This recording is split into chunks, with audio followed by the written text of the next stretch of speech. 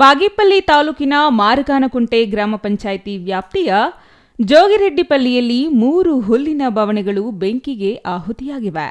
ಆಕಸ್ಮಿಕ ಬೆಂಕಿ ತಗುಲಿ ದುರಂತ ಸಂಭವಿಸಿದ್ದು, ಗ್ರಾಮದ ನೇಸೆ ಆಂಜನೇಯಲು ನರಸಿಂಹಪ್ಪ ಎಂಬುವವರಿಗೆ ಸೇರಿದ ಬವಣೆಗಳು ಬೆಂಕಿಯಿಂದ ಭಸ್ಮವಾಗಿವೆ.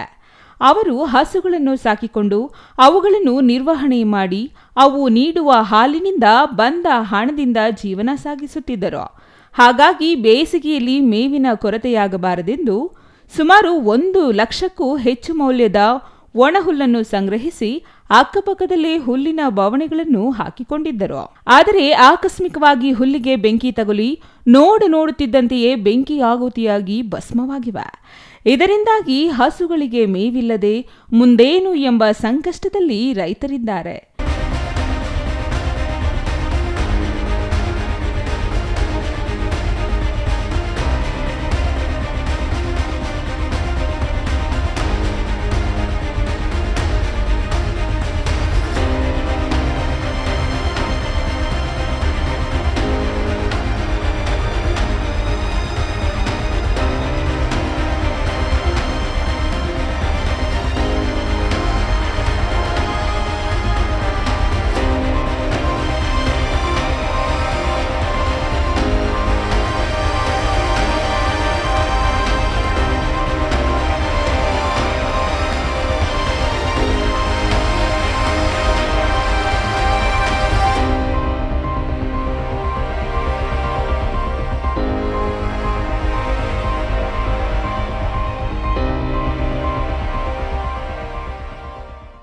ಜೋಗಿರೆಡ್ಡಿಪಲ್ಲಿ ಶ್ರೀನಿವಾಸ್ ಮಾತನಾಡಿ, ಎಲ್ಲೆಡೆ ವಾಣಿಜ್ಯ ಬೆಳೆಗಳನ್ನು ಬೆಳೆಯುತ್ತಿದ್ದು ಜಾನುವಾರುಗಳಿಗೆ ಮೇವು ನೀಡುವ ಬೆಳೆಗಳ ಪ್ರಮಾಣ ಕಡಿಮೆಯಾಗಿದೆ.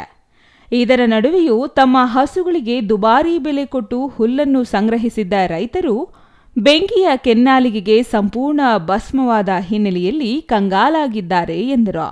ರೈತನ ನೆರವಿಗೆ ಸರ್ಕಾರ, ಜನಪ್ರತಿನಿಧಿಗಳಾಗಲಿ ಅಥವಾ ಸಮಾಜ ಸೇವಕರು ಹುಲ್ಲನ್ನು ಒದಗಿಸಿದರೆ ತಮ್ಮ ಜಾನುವಾರುಗಳನ್ನು ಬದುಕಿಸಿಕೊಳ್ಳಬಹುದು ಎಂದರು.